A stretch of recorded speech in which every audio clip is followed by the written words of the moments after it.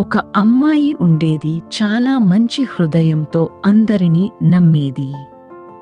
కాని ఆమె జీవితంలో మాత్రం ప్రతిసారి మోసమే జరిగేది.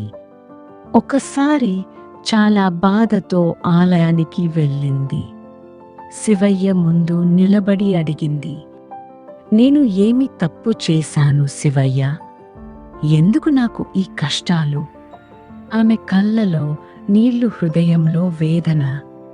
అప్పుడే ఒక మృదువైన స్వరం వినిపించింది, నువ్వు బలహీనురాలు కాదు, నేను నిన్ను బలంగా మార్చుతున్నాను. నువ్వు ఏడుస్తున్న ప్రతిరోజు నిన్ను ఇంకా బలంగా చేస్తుంది.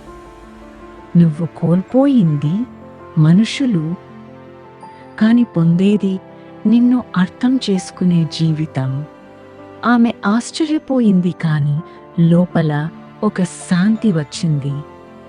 ఆమె అర్థం చేసుకుంది, దేవుడు కష్టాలు ఇవ్వడు, అవకాశాలు ఇస్తాడు. అప్పటి నుండి ఆమె ఎదురైన ప్రతి కష్టాన్ని భయపడకుండా ఎదుర్కొంది. ఎందుకంటే తన పక్కన శివయ్య ఉన్నాడని ఆమెకు తెలిసింది. కాబట్టి దేవుడు ఎప్పుడూ మనలని మోసం చేయడు, దారి చూపిస్తాడు. శివ భక్తులు అయితే హరహర మహాదేవ అని కామెంట్ చేయండి. ఓం నమ శివాయ.